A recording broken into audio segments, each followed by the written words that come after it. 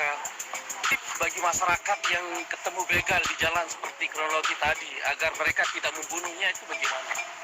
Agar mereka tidak jadi korban. Karena di negara kita melakukan perbuatan main hakim sendiri kan dilarang. Karena itu juga melakukan suatu tindak pidana. Jadi harus lari lah gitu, tinggalkan motor. Jadi paling tidak kalau keluar malam jangan sendirian, ya, berteman. Ya, apabila mau menuju jalan-jalan yang tahu jalan-jalan itu sepi, ya yang tidak berteman, ya, jangan sendiri dan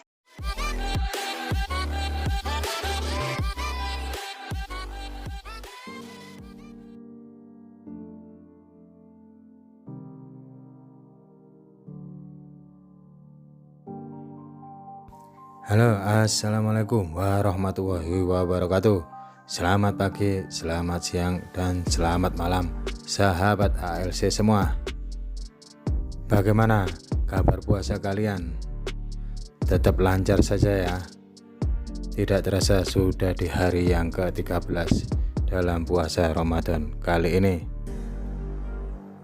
Baiklah, sebelum melakukan pembahasan, bagi sahabat ALC yang belum like dan mensubscribe videonya, tolong dibantu like dan subscribe-nya terlebih dahulu. Terima kasih ya teman-teman. Kali ini videonya membahas tentang korban dari pembegalan dijadikan tersangka oleh Polres Lombok Tengah. Sebelumnya tadi ya cuplikan pernyataan atau konferensi pers dari Wakapolres Lombok Tengah ya. Jadi bagaimana kejadian ini bisa terjadi ya? Kita simak saja kronologi dari tersangka atau korban, Bapak Murtede alias Amak Sinta ya, berusia 34 tahun. Jadi kejadian pembegalan dan pembunuhan ini terjadi pada hari Minggu tanggal 10 April tahun 2022 dini hari ya, sekitar pukul 24. Ketika itu Amak Sinta ini sedang berkendaraan motor sendirian ya. Jadi di Desa Ganti, Kecamatan Praia Timur, Lombok Tengah, Nusa Tenggara Barat ya. Jadi ketika beliau hendak mengantar makanan dan air hangat dalam termos untuk memberikannya kepada saudaranya yang lagi menunggu ibunya yang sedang sakit di rumah sakit di Lombok Timur ya. Jadi tanpa sengaja di sekitar TKP itu ya, di Lombok itu sekitar pukul 24 atau 12 malam, Amak Sinta dipepet oleh 4 orang begal yang kemudian langsung menyerang ya. Jadi menurut pernyataan dari Amak Sinta ini, dia langsung diserang terlebih dahulu oleh kedua begal. Untungnya tidak kena dan dia langsung membalas dengan senjata tajam yang sudah dipersiapkan terlebih dahulu. Jadi si tersangka atau korban ini sudah membawa pisau dapur ya. Jadi untuk siap-siap, karena di daerah tersebut memang terkenal dengan begal ya, kemungkinan daerahnya yang gelap. Korban atau tersangka ya Amak Sinta ini berhasil melumpuhkan 2 begal, kemudian berteriak minta tolong, tidak ada yang menolong. Beberapa waktu kemudian barulah warga berkumpul dan si pelaku atau korban ini langsung pulang. Barulah keesokan harinya dijemput oleh anggota dari Polres Lombok Tengah ini ya. Jadi sekilas kejadiannya seperti itu. Dan yang menjadi saksi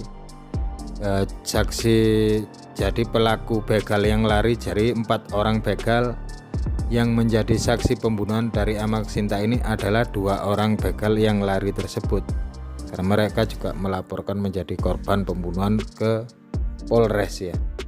Jadi ada 2 laporan ini menurut kepolisian. Jadi ada lapor korban, juga ada lapor pembegalan. Jadi seperti itu ya kisah singkatnya ya. Dan kabar terbaru juga pelaku atau korban dari begal Bapak Murtede alias Amek Sinta ini saat ini ya, tepatnya kemarin di hari Kamis malam, pelaku ini sudah dibebaskan dengan jaminan dari keluarga.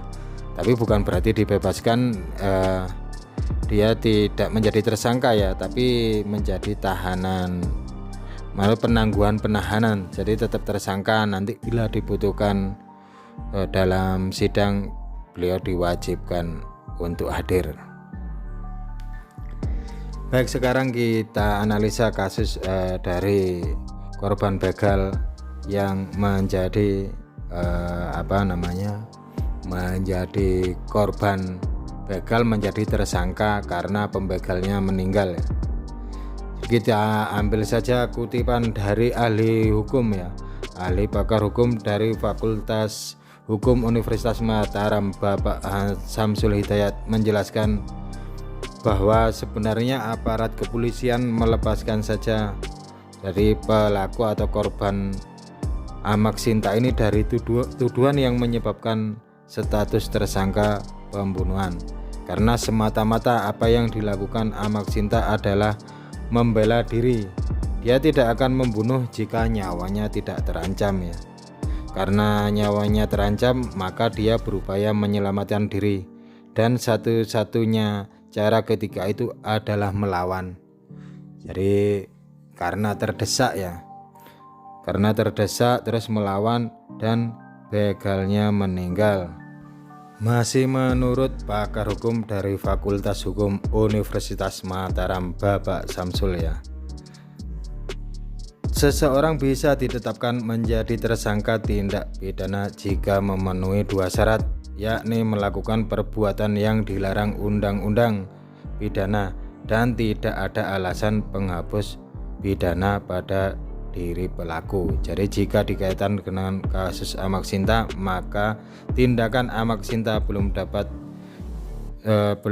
dipidana jika dikaitkan dengan status tersebut ya, karena memang benar dia melakukan perbuatan yang memenuhi pasal 338 tentang pembunuhan, akan tetapi dia memiliki alasan penghapus pidana ya, berupa alasan pembenar atau alasan pemaaf. Dan alasan pemaaf tersebut diatur dalam pasal 49 KUHP. Jadi seperti itu ya. Jadi keadaan terpaksa atau force majeure sebenarnya sudah diatur dalam KUHP ya.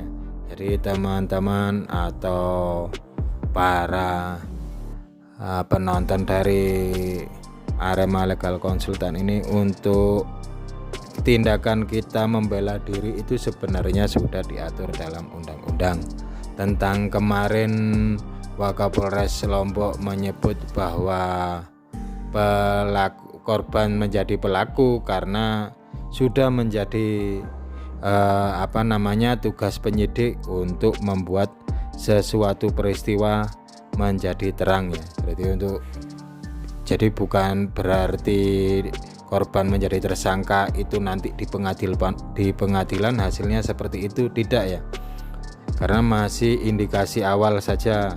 Nanti kalau si pelaku bisa membuktikan bahwa dia membela diri, maka bisa juga dari hakim nanti akan dibebaskan ya.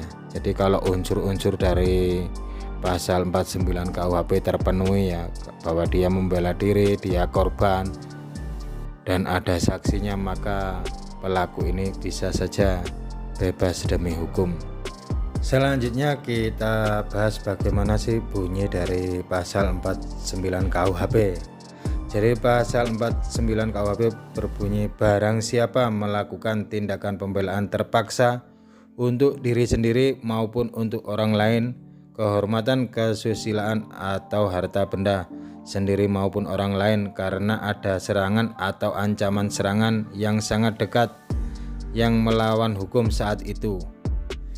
Poin 2-nya, pembelaan terpaksa yang melampaui batas yang langsung disebabkan oleh keguncangan jiwa yang hebat karena serangan atau ancaman serangan itu tidak boleh dipidana. Jadi berbunyi seperti itu ya. Jadi ini adalah salah satu pasal yang bisa membebaskan pelaku atau korban Amak Sinta ini dari hukuman penjara. Langsung saja kita tarik kesimpulan dari vlog kali ini. Jadi press release yang dilakukan kepolisian Polres Lombok Tengah yang menetapkan korban begal menjadi tersangka adalah sudah sesuai prosedur ya. Kalau kita lihat dari pengertian penyidik dalam Undang-Undang Nomor 8 Tahun 81, di mana undang-undang tersebut berbunyi penyidik membuat terang suatu peristiwa pidana maka dia harus menemukan tersangkanya. Jadi kalimatnya berbunyi seperti itu. Jadi main hakim sendiri atau membunuh tidak dibenarkan di negeri Indonesia ya. Tapi nanti dengan berjalannya persidangan, karena meskipun si pelaku ini sudah dibebaskan, tapi kan bukan berarti pelaku ini bebas murni ya. Jadi masih tak berupa penangguhan penahanan, nanti bisa dipanggil di dalam sidang. Jadi nanti kalau di persidangan pelaku didampingi penasihat hukum bisa membuktikan alasan pembenar sesuai pasal 49 KUHP, maka bisa saja pelaku atau korban ini dibebaskan oleh hakim. Seperti itu ya teman-teman vlog singkatnya. Semoga video singkatnya memberi manfaat bagi kalian semua. Tetap semangat, sehat selalu, dan selamat berpuasa bagi yang menjalankan. Wassalam.